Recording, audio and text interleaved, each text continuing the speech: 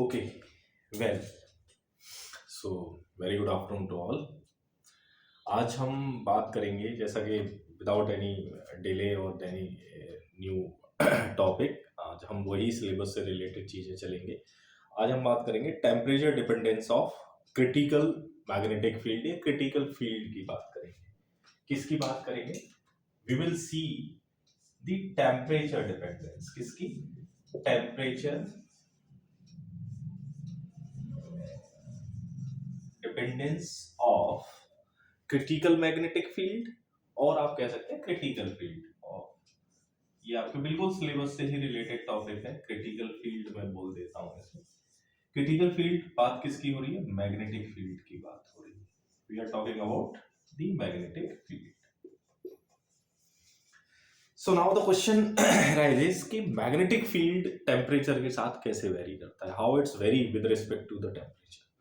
तो पहले एक चीज आपको क्लियर होगी, in the first video I already told you if you cool down the temperature of a superconductor, then it will go to the transition state and it will behave like a superconductor, एक superconductor की तरह behave करने लगता है। तो 1913 में observe किया, किसने ऑब्जर्व किया?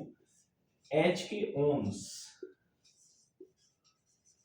के ओन्स जिन्होंने सुपर कंडक्टिविटी के बारे में बताया, उन्होंने ये ऑब्जर्व किया कि अगर आप किसी भी सब्सटेंस का कोई भी एक सुपर कंडक्टर आपने लिया और उस सुपर कंडक्टर को आप क्या करते हैं, एक sufficient amount of magnetic field में रख देते हैं। क्या करते हैं? Sufficient amount of magnetic field में रख देते हैं। देन क्या होता है? It lose. ये क्या करता है? लूज, और आप कह सकते हैं loss. It loss the super conductivity. ये क्या करता है? सुपर कंडक्टिविटी को खो देता है। तो वो एक मिनिमम वैल्यू, जिस वैल्यू पर आपका सुपर कंडक्टर क्या करता है, अपनी सुपर कंडक्टिविटी को लूज कर देता है या लॉस कर देता है, और you can say the super conductivity of a super conductor is destroyed. मतलब वो नॉर्मल कंडीशन में आ जाता है। सुपर कंडक्टर है तो टेम्परेचर आपका नॉर्मल रहेगा। भी टेम्परेचर से भी आपने देखा, अगर टेम्परेचर आप क्या करेंगे, बढ़ाएंगे आगे, तो अगेन वो क्या करेगा? सुपर कंडक्टिविटी को लूज कर देगा। दूसरा आपने क्या देखा? Magnetic field, I am denoting with H. अगर आप इसको बढ़ाते हैं, in that case what is happening? Basically the super conductor loses it's super conductivity.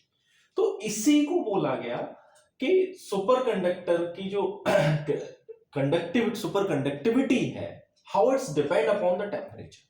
Temperature पर सीधा है कि टेम्परेचर बढ़ाएंगे सुपर कंडक्टिविटी डिस्ट्रॉय हो जाएगी, मैग्नेटिक फील्ड बढ़ाएंगे सुपर कंडक्टिविटी डिस्ट्रॉय हो जाएगी। अब इस टॉपिक की बात करिए, इस टॉपिक को बहुत ध्यान से समझिए, और छोटा सा टॉपिक है कि temperature dependence of critical magnetic field. Critical magnetic, critical मतलब समझ गए, वो वैल्यू जिस वैल्यू के बाद क्या है, आपका सुपर कंडक्टर जो है नॉर्मल कंडीशन में आ जाता है। The value of the magnetic field at which the superconductor transit into the normal state, मतलब अपनी सुपर कंडक्टिविटी को लूज कर देता है। उस मैग्नेटिक फील्ड की उस वैल्यू को हम क्या बोलते हैं? Critical magnetic field. तो अब इसमें हमें देखना है कि आपका टेम्परेचर और मैग्नेटिक फील्ड कैसे एक दूसरे से रिलेट करते हैं। लेट्स से इस एक्सिस पर मैंने एच लिया है और इस एक्सिस पर टेम्परेचर। तो अगर आप, मैं एक ग्राफ ड्रॉ करूं तो this graph will be looks like, इसके अंदर जो मैं लाइन खींच रहा हूं, in this condition this is the super conducting state and this point is basically known as TC and this point is basically known as SC, above which the superconductor will reach to the normal state, and after this temperature the superconductor will reach to the normal state. So there will be a combination, you need a combination of temperature and the magnetic field to maintain the superconductivity of a superconductor. And there is a relation also between the magnetic field, or you can say the critical magnetic field, and the temperature. तो वो formula जो है मैं आपको यहाँ लिख के बताता हूँ, ये है HCT इक्वल्स टू, ये फॉर्मूला आपका है HCT equals to H C not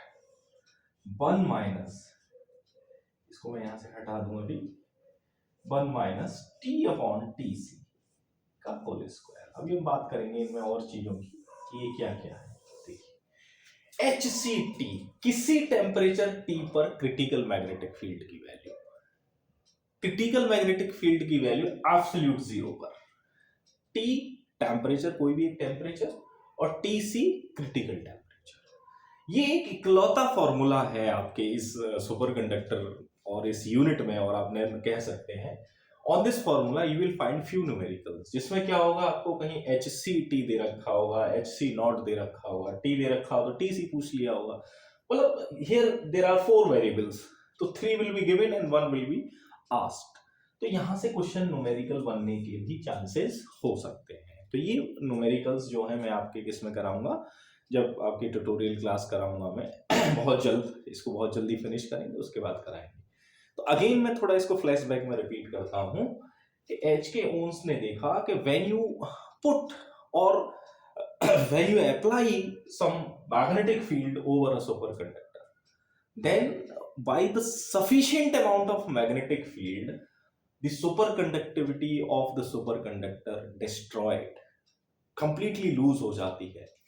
तो उसको उन्होंने टेम्परेचर और मैग्नेटिक फील्ड और जिस मैग्नेटिक फील्ड की वैल्यू पर सुपरकंडक्टिविटी जो है लूज हो जाती है, उस वैल्यू को we can say that the critical value of the magnetic field, this value is called basically the critical magnetic field or the value of the critical value of the magnetic field, or you can say the transition magnetic field also, but most familiar at critical magnetic field.